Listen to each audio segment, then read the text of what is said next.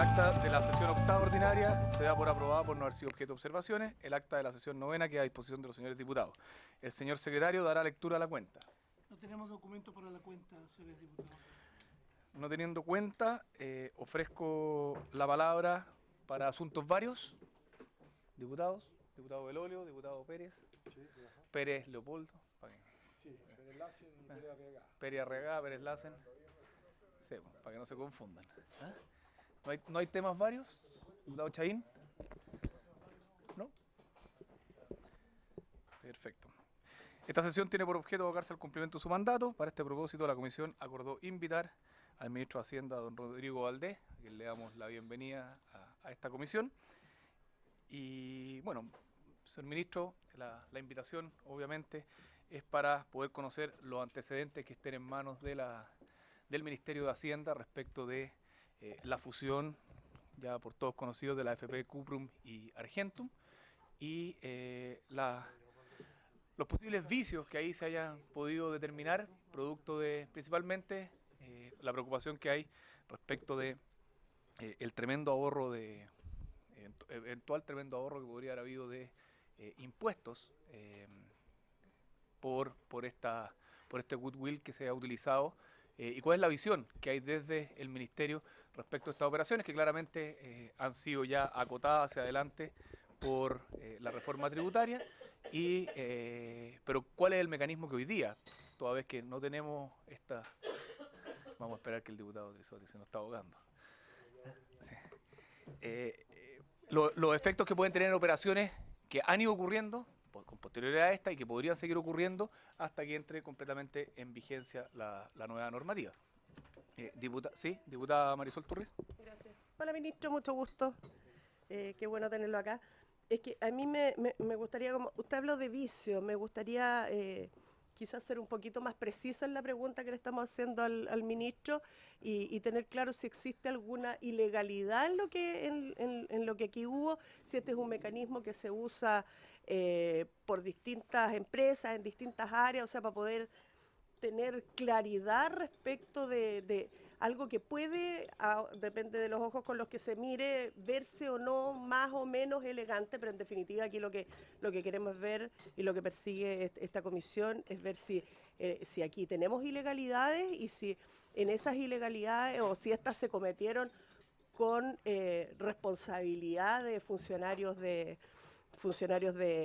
Estado, digamos. Eso en definitiva lo que nosotros perseguimos. Era eso, presidente, gracias. Muy bien complementado, diputada. Para ser preciso. ¿Diputado? No, yo no sé, creo que sí. ¿Ministro? Presidente, si me permite unas palabras iniciales. Sí, me parece. Puedo tomar la pregunta del goodwill que usted mencionó como tema más general. Y déjeme partir simplemente agradecerle a usted y a la comisión la paciencia de haberme permitido postergar esta visita un par de veces por razones de otras responsabilidades. Pude venir y le agradezco mucho la flexibilidad. Me gustaría en estas palabras iniciales resaltar la importancia del rol de esta comisión investigadora como un ladrillo, como una parte del esquema de fiscalización que la Cámara tiene para el tipo de actos que se están investigando, en particular actos de gobierno. La creación de estas comisiones especiales como estas son claves en este andamiaje que permite básicamente fiscalizar nuestros actos. En el caso particular del proceso de aprobación de la fusión por absorción de la AFP Cuprum y AFP Argentum, se han planteado dudas por parte de diferentes sectores y es importante que cuando las dudas surgen existan instituciones, funcionen las instituciones para hacerse cargo de ellas, y yo pienso que el trabajo de esta comisión justamente es parte de estas instituciones que toman cuerpo para hacerse cargo de estas dudas. Y estos procesos tienen un rol fundamental al final para aportar nuevos antecedentes que sirvan para esclarecer las acciones investigadas y, en su caso, para los efectos que se adopten medidas que se estimen pertinentes o para el ejercicio de acciones que correspondan. La labor, por lo tanto, que hace esta comisión es indispensable para materializar los objetivos de control político que hace el Congreso a través de lo que le otorga la Constitución como un poder para evaluar además si existen responsabilidades de las entidades investigadas. Y en este sentido, y eventualmente, si corresponde, aplicar sanciones que quepan.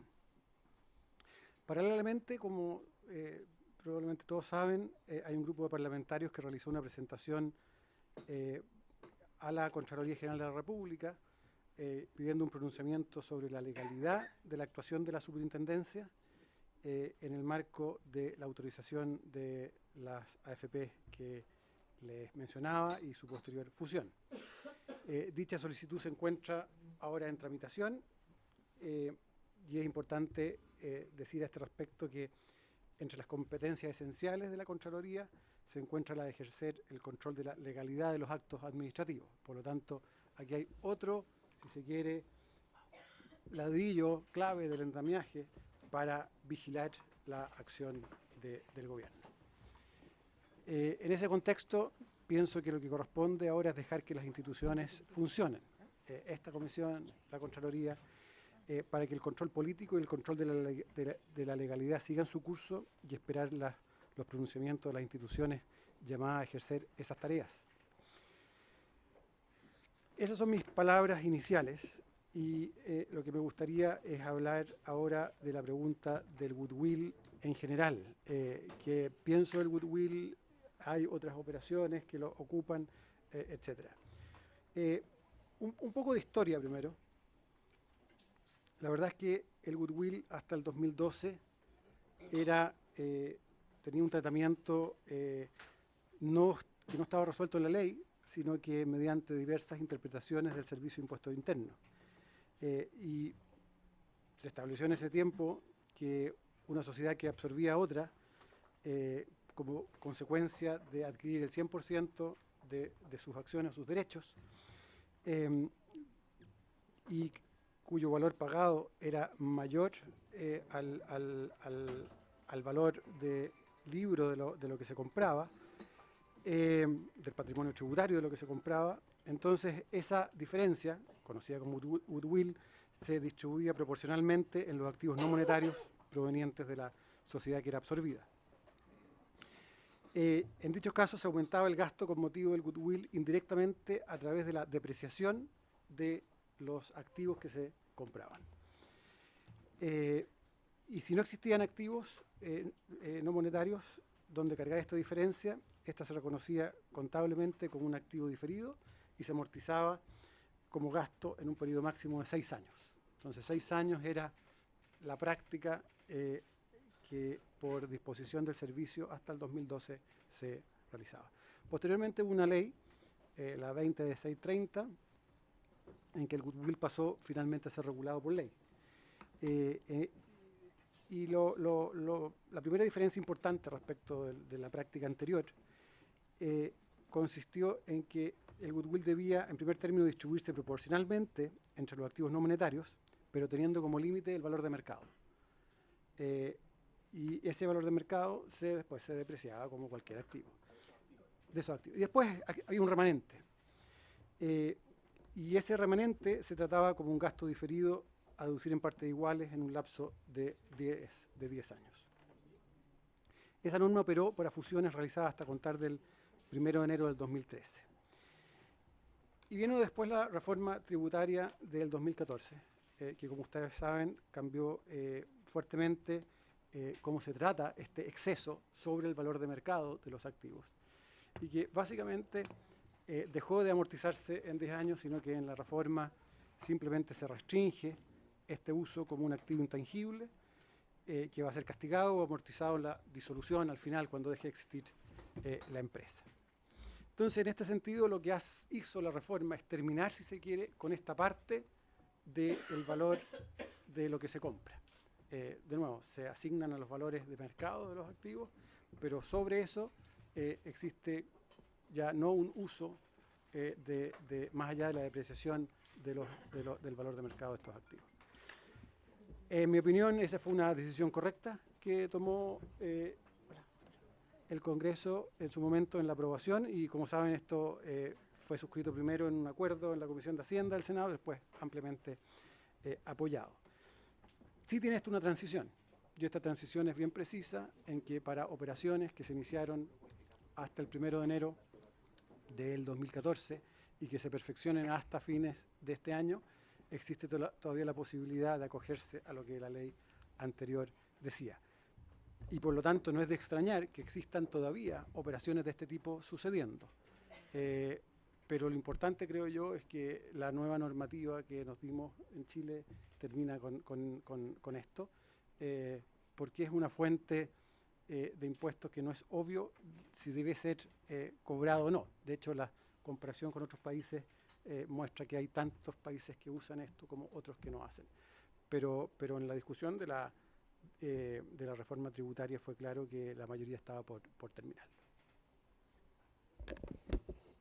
Gracias, ministro. Le ofrezco la palabra al diputado Schwarzenegger. Muchas gracias, presidente. Por su intermedio, darle la bienvenida al señor ministro. Y aquí lo que existió por parte del gobierno y este parlamento de manera mayoritaria es impulsar una reforma tributaria que lo que buscaba era combatir la elusión y la evasión. Por otra parte, estamos, y usted los puso hace exactamente una semana acá en la Cámara de Diputados, en una situación de bastante estrechez económica, ¿no es cierto?, financiera, presupuestaria. Y a mí me llama la atención que en este contexto exista cierta pasividad aparente. Yo entiendo su posición, decir, mire, espero que haga su trabajo la comisión investigadora, que la haga la Contraloría, cuando acá se producen dos procesos de creación de AFP ficticias que no están destinadas a funcionar, sino que solo existen para realizar una fusión y para aprovechar o generar un beneficio tributario que es el goodwill. Que eso además requiere procesos extremadamente rápidos, expeditos en la Superintendencia de Pensiones, donde se evalúa la creación de AFP con el expediente de otra que ya existe, no con un nuevo expediente, donde se autoriza a mantener el nombre, donde el Servicio de Impuestos Internos, que se relaciona, o depende de usted, pasa por sobre sus propias normativas y le autoriza durante el día por correo electrónico a mantener el RUT de la absorbida a la empresa absorbente, donde la Superintendencia de Valores y Seguros le abre un registro de acciones a una sociedad que no existe en la vía del derecho porque está sujeta a una condición suspensiva que es la fusión. Y esto después se repite. Y a uno le sorprende que cuando estamos hablando aproximadamente de 500 millones de dólares involucrados, poco más, poco menos, no existe una reacción. Entonces, mi pregunta es, ¿qué es lo que ha hecho el Ministerio de Hacienda, más allá de esperar pasivamente, ¿no es cierto?, qué es lo que hace el resto de las instituciones al respecto? ¿Qué es lo que está haciendo? Y cómo nosotros podemos tener cierta seguridad de que va a haber colaboración. Se lo quiero decir porque nosotros estamos como preparando una querella, un grupo de diputados, por prevaricación administrativa en este caso, y tomamos contacto con quienes están investigando una denuncia que hoy día existe. Y le quiero decir que el Servicio de Impuestos Internos no ha respondido a los oficios del Ministerio Público pidiendo la información. Entonces me gustaría saber por qué el Servicio de Impuestos Internos no está respondiendo los requerimientos de información del Ministerio Público en el marco de la investigación penal. Uno esperaría bastante más diligencia, ¿no es cierto? Nos gustaría incluso que ustedes puedan quizás hacerse parte. Uno ve que aquí efectivamente hay una posible evasión de impuestos bastante importante. Entonces, en otros casos hemos visto un servicio de impuestos internos bastante más dirigente y los montos no son ni siquiera aproximados. Entonces, yo quisiera preguntarle qué ocurre. ¿Qué ocurre también con las decisiones políticas? Porque vamos a esperar que existan responsabilidades penales o administrativas firmes para tomar decisiones. En el caso del presidente del Banco Estado, porque se negoció un bono para los trabajadores, 6 millones lo sacaron inmediatamente. Acá la superintendenta de pensiones lo que hace es viabilizar un pequeño bonito con cargo a la cuenta de todos los chilenos para dos grupos económicos norteamericanos con un beneficio tributario de más de 500 millones de dólares y todos estamos esperando que las instituciones funcionen, que la Contraloría, que la Cámara de Diputados. Entonces, yo, ministro, con mucho respeto, le quiero decir que este es un tema gravísimo. ¿Ah? A nosotros, algunos de los que estamos acá, me parece que nos tocó formar parte de la comisión investigadora del perdonazo a Johnson. ¿Ah? Y la verdad es que llevamos una actitud bien similar. ¿Ah? Hasta que al final la Contraloría terminó dictaminando, etcétera, y pasó lo que pasó. Ya y terminamos con sumarios, terminamos con investigaciones penales, con formalización en el caso de algunos funcionarios. Y a mí no me gustaría que se repitiera esa situación. Sobre todo aquí los montos son aún mayores. Entonces, yo entiendo que usted no puede, a lo mejor, prejuzgar. Pero a mí me gustaría que tuviéramos un rol más activo de que efectivamente esto se investigue, se colabore con la investigación del Ministerio Público, que se entregue toda la información y que se le explique claramente a la ciudadanía cuál es la opinión de mérito al menos del gobierno. ¿Le da lo mismo que se hayan creado 2 AFP de papel para obtener un beneficio tributario multimillonario en dólares como este? ¿O no le da lo mismo? Gracias, presidente. Acumulamos preguntas, ¿les parece? Diputado Belolio, tiene la palabra. Yo más bien breve, yo espero que siempre las instituciones funcionen en todo caso. Y en ese sentido quisiera preguntarle al Ministerio de Hacienda, ¿cuál cree usted en primer lugar que tiene que ser la relación entre el Ministerio y las superintendencias? Que también se puso en cuestión a través de una comunicación que sacó la ministra Rincón, en donde le decía qué es lo que tenía que hacer la superintendente y después lo retiró acá en la comisión, digamos. Pero me interesa saber cuál cree usted que es la delimitación de las facultades que tiene tanto en este caso el señor ministro con la superintendencia, o si cree que hay que modificar de alguna manera la forma en la cual funciona la superintendencia. Y en particular también me interesa saber si usted cree que había otra manera distinta de hacer esta creación de esta AFP y fusión.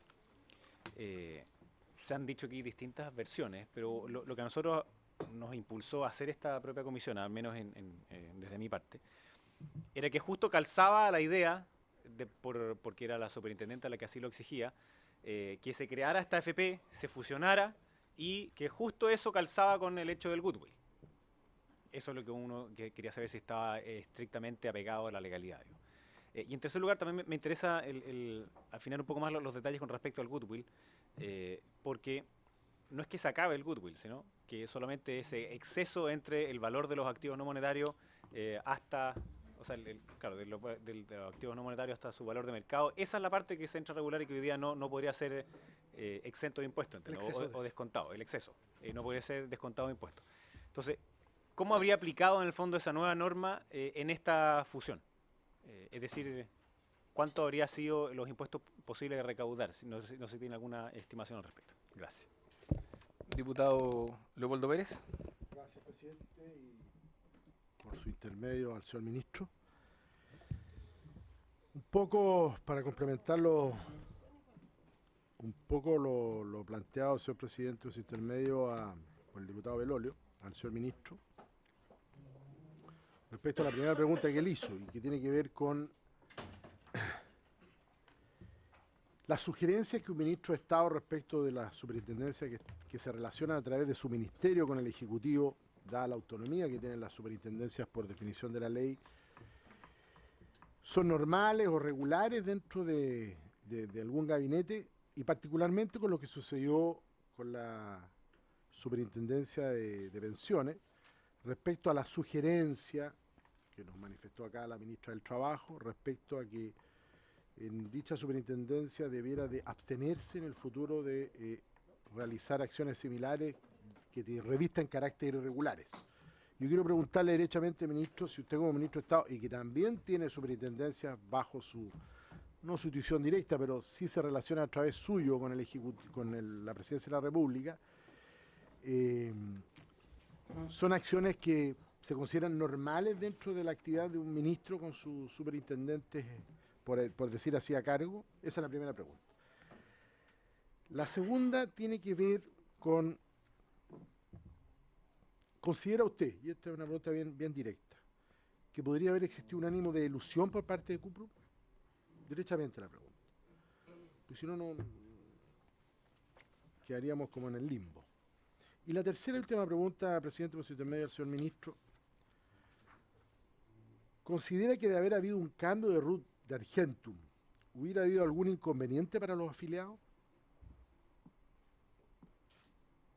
¿Y qué tipo de inconveniente habría sido? Porque la respuesta que nos han entregado es que por parte del director del Servicio de Impuestos Internos en la sesión pasada o antepasada, es que se le autorizó para no provocar problemas con proveedores o con los afiliados por el tema de las declaraciones, digamos, de todos los meses por parte de quienes cotizan en dicha AFP.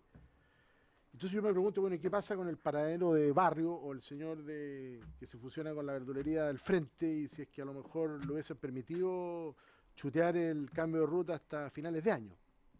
Y se le hicimos directamente al señor director del Servicio de Impuestos Internos. Entonces yo le estoy consultando a usted como ministro de Hacienda si efectivamente hubiese provocado inconveniente a los afiliados el haber exigido que cambiara el RUT, y qué tipo de inconveniente habría sido el que se hubiese provocado. Gracias, presidente. Sí. Le damos la palabra al ministro y después hacemos las preguntas de los otros 3 diputados inscritos. ¿Les parece?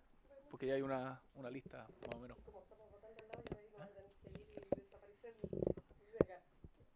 Sí, así. ¿Ah?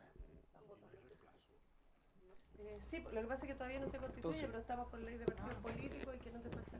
Ministro, le... Gracias, presidente. Hay una serie de preguntas respecto de la mantención del RUT que entiendo el director del Servicio de Impuestos Internos explicó las razones en la sesión pasada, y la verdad es que no tengo mucho que agregar respecto de eso, menos si es que tuvo implicancia o no para los cotizantes o los asociados a la AFP, porque no tengo los antecedentes para formar un juicio a ese respecto. Sí me gustaría simplemente mencionar que la Contraloría, y supongo que ustedes vieron este dictamen, determinó que solo el Servicio de Impuestos Internos tenía la facultad excluyente de decidir sobre esto.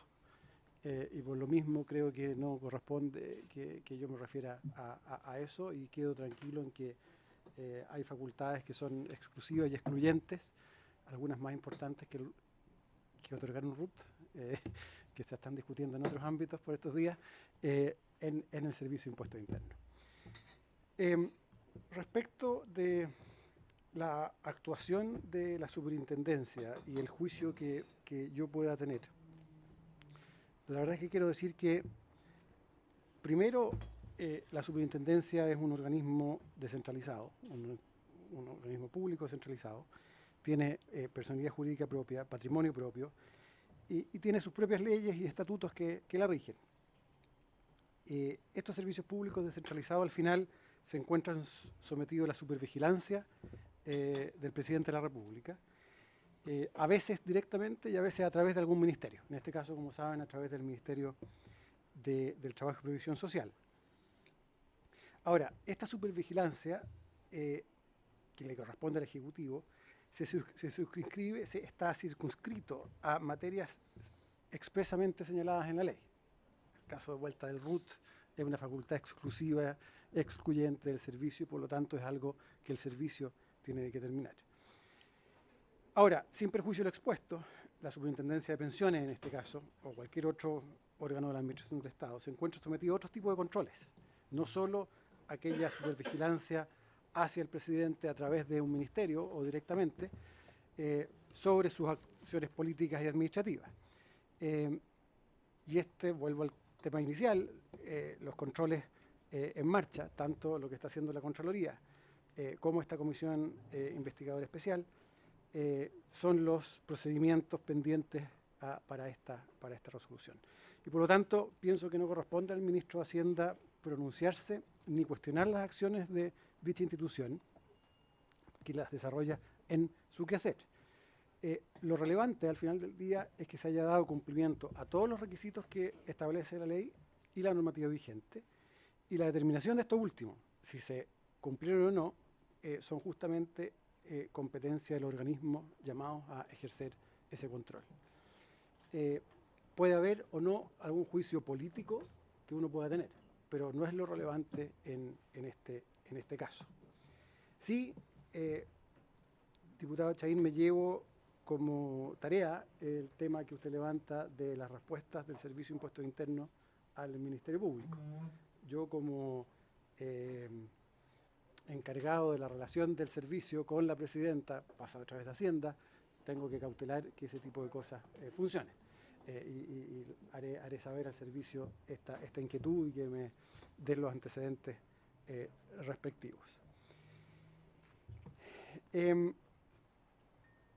Hay una pregunta más genérica de la relación con las superintendencias.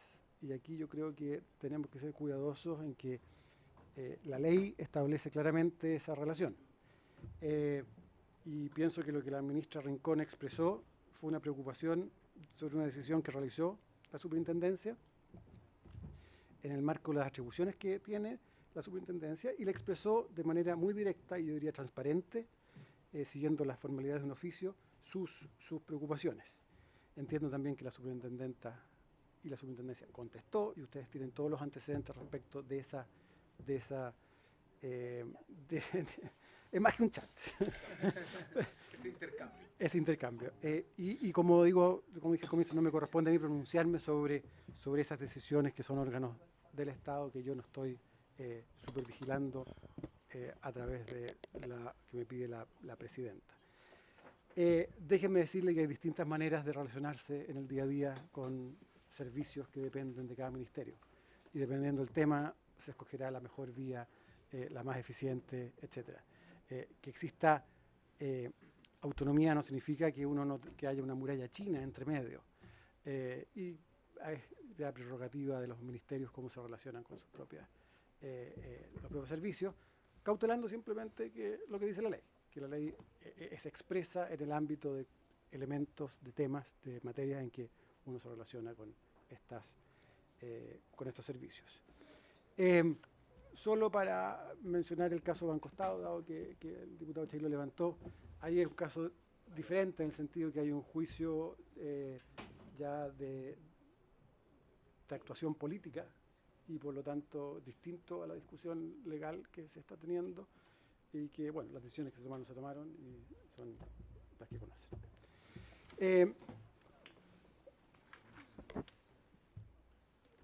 Hay preguntas bien técnicas a las cuales no tengo respuesta, porque no soy experto en la materia. Si había alguna otra manera, por ejemplo, de realizar la llamada fusión para poder tener acceso a este beneficio tributario. Ese beneficio tributario en todo caso se acaba para las operaciones que no se hayan concluido a fines de este año. Y la verdad es que en esta transición lo que está operando es el régimen previo. No es que haya habido un régimen distinto en este año de transición, sino que opera el régimen antiguo y lo que vamos a pasar al régimen nuevo, donde esto no se puede realizar. Vaya. Sí, pues. Depende. Sí. Lo que pensé, no estoy de acuerdo con lo que pensáis, como el Murci Roja. de lo que pensáis. No, está bien. No estoy necesariamente de acuerdo con lo que pienso. Estáis calando siempre. Muy bien. Vamos a dar un galvano. Gracias. Sí. Eso. Gracias, ministro. Diputada Cariola, diputado Monker después.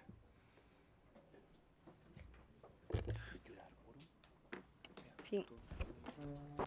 Presidente, por su intermedio, saludar al ministro de Hacienda, darle las gracias por estar acá, porque yo creo que lo más relevante de la discusión que hemos venido dando en torno a esta situación, por su intermedio, señor presidente, ya aquí el diputado Chahín, cierto, hizo un pequeño resumen de lo que nos hemos venido cuestionando y que lo hemos repetido en varias oportunidades, y la verdad es que no nos cansamos de repetirlo, porque la verdad es que transversalmente, y me queda la impresión de que al menos es así, e incluso independiente de nuestras miradas políticas en otros temas, varios de los parlamentarios, por no decir la mayoría, no puedo decir todos, pero por lo menos la mayoría de los que estamos siendo parte de esta comisión investigadora, nos cuestionamos permanentemente cómo pudimos llegar a una situación de este tipo.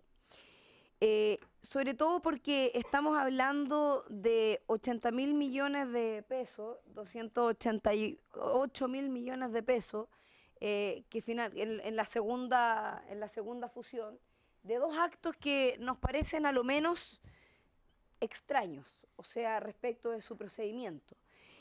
Nosotros hemos hecho un análisis también respecto de la fecha y los procedimientos en los que se han dado estas fusiones, señor presidente, a través suyo al ministro.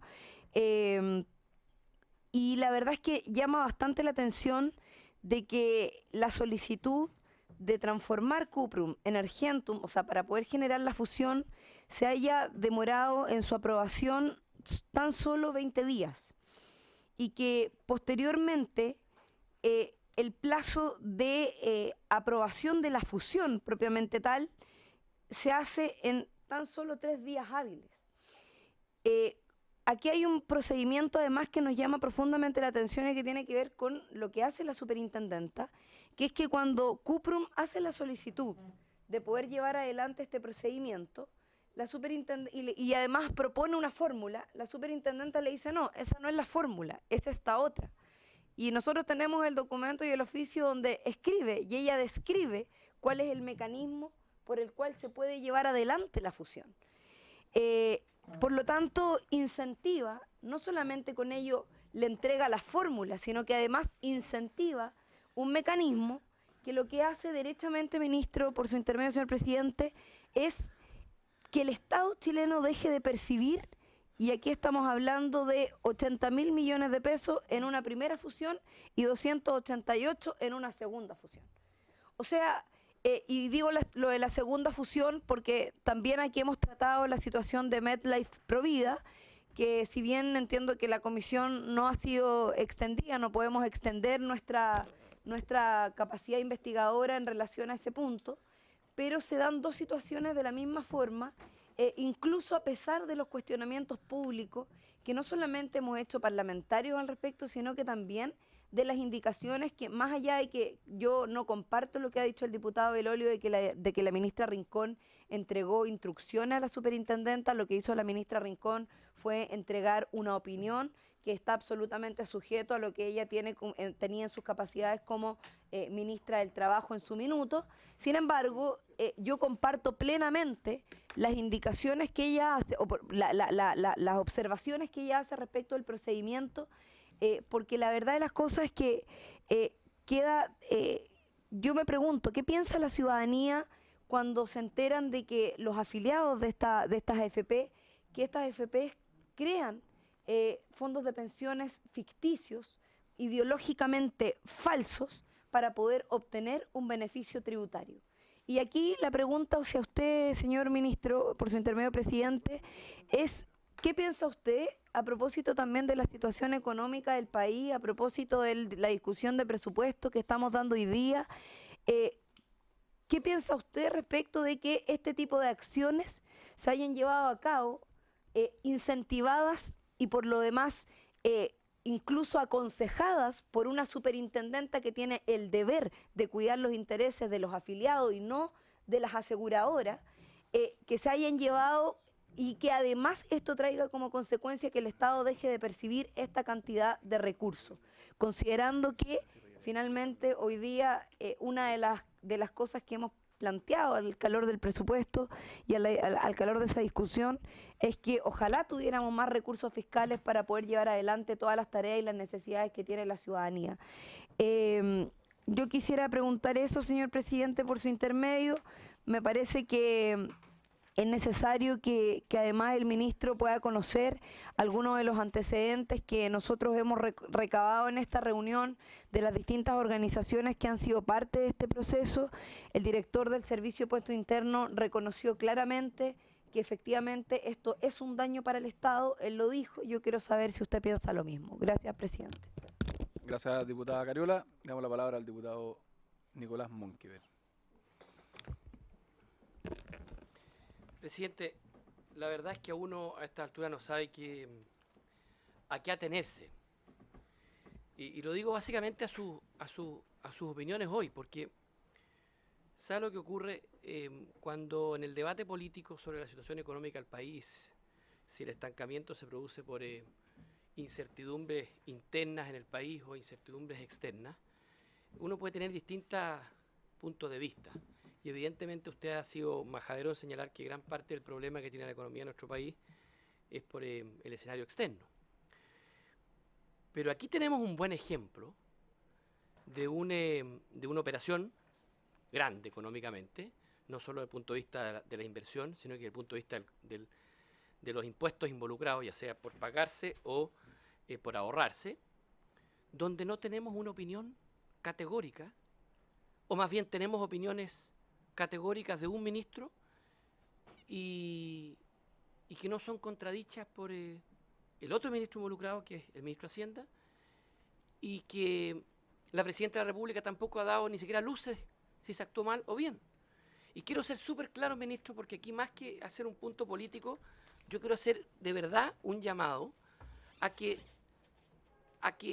el ministro de Hacienda, de la Hacienda Pública de Chile, pueda decir con claridad de qué estamos hablando. La ministra del Trabajo, sobre una operación que fue visada por la Superintendencia de Valores y Seguros, de la cual usted es quien es supervigilador como ministro de Hacienda, y que finalmente fue autorizada por la Superintendencia de Pensiones, según usted expresó ciertas preocupaciones sobre esta operación. Bueno, esas preocupaciones calificadas por usted son textuales. Este proceso de fusión es al menos irregular, no se ajusta a los imperativos legales sobre la materia, en especial a su obligación de velar por los intereses de los afiliados al sistema de pensiones. La ministra está diciendo dos cosas: que el proceso de fusión fue irregular, dos, que no velan por los intereses de los afiliados al sistema de pensiones. Yo francamente, ministro, perdóneme la pasión que yo le puedo poner a esto, no puedo entender cómo un ministro de Hacienda puede permanecer indiferente frente a dos aseveraciones categóricas de la ministra del Trabajo. Aquí hay dos opciones: o decir que la ministra tiene razón, ante lo cual rápidamente yo habría querido ver al Ejecutivo ejerciendo las acciones administrativas y penales por una ministra, por una superintendenta que actuó en forma irregular y que dejó al desamparo los intereses de los afiliados, o B, que la ministra del Trabajo no tenía la razón, ante lo cual yo espero que el ministro de Hacienda, la Presidenta de la República o alguien la desautorice. Pero resulta que usted aquí nos dice que está todo en regla, que la ministra tenía el derecho a expresar su preocupación, que actuó dentro de sus facultades, nos dijo textual, y yo le estoy repitiendo que dentro de sus facultades ella calificó de irregular el proceso. Ministro, si nos dejamos por un segundo de lado el caso de fusión Cuprum con Principal, y nos damos cuenta que a la semana vino otra fusión idéntica, yo le pregunto, ¿el Estado de Derecho en Chile, o el Estado del cual usted es parte como ministro, puede permitir que se sigan haciendo operaciones irregulares que dejan en el desamparo, como dijo la ministra, los intereses de los afiliados, y no vamos a hacer nada? Si la operación finalmente se hizo bien, de acuerdo a la ley, porque usted dice que esto se va a saber cuando concluya un proceso que, según lo que nos dijo aquí el director del Servicio de Impuestos Internos, es sencillamente un proceso que naturalmente se va a concluir en abril cuando hagan la declaración de impuestos y se les acepten el beneficio tributario. Se hizo bien. ¿No cree usted que era más conveniente despejar las dudas y no dejar que estas operaciones se hagan en este manto de irregularidad que le imputó una ministra al hecho? Yo francamente quiero creer que más allá de la oposición que uno pueda tener en esta fusión, el ministro de Hacienda pueda tener una opinión categórica. Porque las instituciones funcionan no significa dejar que cada ministro diga que es irregular el actual. Así no funcionan las instituciones. Y usted quiero que lo que nos ha dicho es que respalda que la ministra catalogue como irregular una operación de fusión. Que atención, que la Superintendencia de Valores y Seguros, con fecha 22/7/2013, fue la primera en aconsejarle el camino a seguir a principal. En este oficio que usted debe haberlo leído, le dice textualmente: antes de que se perfeccione la fusión y surte efecto, la sociedad absorbente debe dar cumplimiento al artículo 126 de la Ley de Sociedad Anónima y debe constituirse como una sociedad anónima especial administradora general de fondos. Y no voy a seguir lateando el oficio. O sea, el primer consejo de cómo hacer finalmente esa fusión y que por tanto tenía que tener giro antes de la fusión, lo da el superintendente de Valores. Yo pregunto de verdad, y aquí que no se entienda que yo estoy catalogando ni de irregular ni de irregular la operación. Usted puede hoy día señalarnos que no hay antecedentes suficientes como para catalogar esta fusión como irregular y que no se dejaron develar los intereses de los afiliados, o también cree, como la ministra Rincón, que se dejaron al desamparo los intereses de los afiliados y que fue irregular la operación. Gracias, diputado Monker. Le damos la palabra al señor ministro. Gracias, presidente, por su intermedio. Déjenme partir por un tema práctico que se me quedó en el tintero de la vuelta anterior, que es si es que esto es elusión o no es elusión.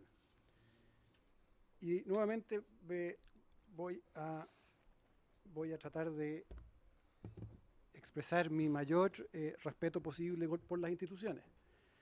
Y la institución que tiene la potestad exclusiva de determinar eso es el Servicio de Impuestos Internos. Y ya explicó el presidente cuándo él espera empezar a ver esto. Primero tiene que materializarse un acto de rebaja de impuestos para iniciar una investigación seria sobre esto. Se puede avanzar mucho antes, pero al final no ha habido un uso del goodwill hasta que no se haga la declaración respectiva. Por lo tanto, mal podemos decir si hay o no hay un caso de elusión. Y si se usara tampoco es obvio, porque habrá que haber impuestos internos determinará si es que hay o no hay ese caso. Antes de ir a los temas que el diputado Monker levanta, que son muy importantes sobre mi opinión, sobre la opinión que levanta la ministra Rincón, me gustaría sí hacer una reflexión un poco más general respecto de lo que mencionaba la diputada Cariola y también algo el diputado Monker, que es que la verdad es que acá hay, si es que todo estuviese bien hecho, hay un uso de una exención tributaria. Y solo para poner en perspectiva esto, porque parece que esto es plata, y sí, es mucha plata, pero quiero decir que Chile tiene hoy día más de 10.000 millones de dólares en gasto tributario por exenciones de distinto tipo. Más de 4 puntos del PIB. ¿Que hemos ido bajando en el tiempo? Sí. Muchas veces tienen estas buenas razones para fomentar el ahorro, fomentar cierto tipo de actividad en alguna parte, en alguna zona geográfica, privilegiar algún tipo de bien sobre otro, pero toda la discusión del goodwill se enmarca dentro de algo muchísimo más grande, en que Chile debiera regularmente preguntarse si estos son gastos que tienen sentido o no tienen sentido. Ya el goodwill está determinado que no tiene sentido y se acaba, pero quiero poner de manifiesto las otras cifras, que son gigantescas, en que cada vez que hay una exención nueva, y créanme que recibo peticiones de exenciones bastante seguido, hay que contrastarlas con ya el número que tenemos. Creo que Chile tiene que buscar crecientemente más disciplina en qué tipo de exenciones tenemos, porque pueden ser muy loables los objetivos, pero que cuestan dinero, cuestan recursos para el Estado, cuestan. ¿Es legal o no es legal la operación? Es algo que yo no estoy en posición de contestar, ni me corresponde contestar. Sí quiero defender lo siguiente, que hay otras instituciones que tienen que contestar eso, y que sería malo para el funcionamiento de las instituciones que yo me aventurara con una determinación de legalidad que no me corresponde hacer. Imaginemos por un momento que fuese, imagine que fuera completamente legal la operación. Imagine que yo dijera es ilegal. Bueno, es un problema. Usted me decía antes respecto del crecimiento, respecto de la confianza. Bueno, las instituciones para la confianza son claves. Y que un ministro de Hacienda determine que la acción de un servicio público que ni siquiera se relaciona con el presidente a través de ese servicio, determine si algo es legal o ilegal, la verdad, pienso, no ayuda en nada a la confianza. Es un acto que sería ad hoc, poco predecible, y que se aleja de la tradición que estamos por años formando en Chile de tener reglas y no discreción en la política económica. Podría ser también al contrario. Podría ser que fuese legal y yo no la declarara ilegal, ciertamente. Pero de nuevo, le corresponde a otras instituciones determinar esas acciones. Otra cosa distinta son los juicios políticos que se pueden hacer acá, los juicios políticos que puede hacer el gobierno respecto de cualquiera. Ese es otro tema. Quiero ser bien cuidadoso con lo que la ministra mencionó. Ella entregó una opinión y fue muy clara en su segunda oficio diciendo que esa era una opinión, no era una determinación de si algo era legal o no era legal desde el punto de vista de zanjar una discusión. Y yo creo que es correcto hacer esa prevención, porque de nuevo son otras instituciones las que deben determinar un acto ilegal o ilegal. Y creo que debemos cautelar eso, y por lo mismo yo al menos no me quiero referir ni siquiera a la opinión que tengo, porque no corresponde, no es válida para ningún fin práctico. Y por lo tanto quiero defender la potestad de entregar una opinión, porque no es un cierre de un tema, pero lo más importante que no fue una determinación de legalidad final. Eso es lo que le puedo decir, presidente. Gracias, señor ministro. Diputado don Nicolás Monque. Solo que, como este es un tema relevante que seguramente lo vamos a tratar en el informe final que se haga, corríjame, esto es una pregunta, ministro, más que una aseveración. Yo lo que leo su última respuesta es que la aclaración que hace la ministra del Trabajo al oficio donde catalogó de irregular y lo que ya leí, la operación, es la que usted lo dejó tranquilo, que en esa aclaración es donde ella establece que lo de ella había sido nada más que una opinión y no era una calificación de ilegalidad o irregularidad. Quiero entender que eso fue lo que dijo usted, porque efectivamente en el primer oficio ella, lo que yo le leí es textual, que la operación es irregular y que se había dejado la palabra es que se había dejado se había abandonado la especial obligación de velar por los intereses de los afiliados. Es verdad, con posterioridad a este oficio, la ministra del Trabajo envió un segundo oficio donde derechamente ella dice que lo de ella es una sola opinión política. Yo quiero entender que usted se queda con ese segundo oficio en el cual ella aclara el anterior. Señor ministro. Sí, y en particular por la siguiente razón.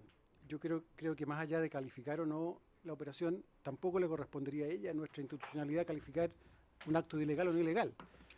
Sí, a mí me dejó más tranquilo el segundo oficio en el sentido que deja claro que es una opinión y no una instrucción.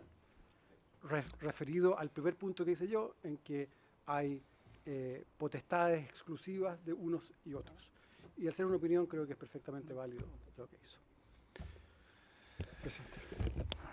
Queremos agradecer al ministro, entiendo que no hay más consultas, y por haberse cumplido con el objeto para el cual fue convocada, se levanta la sesión.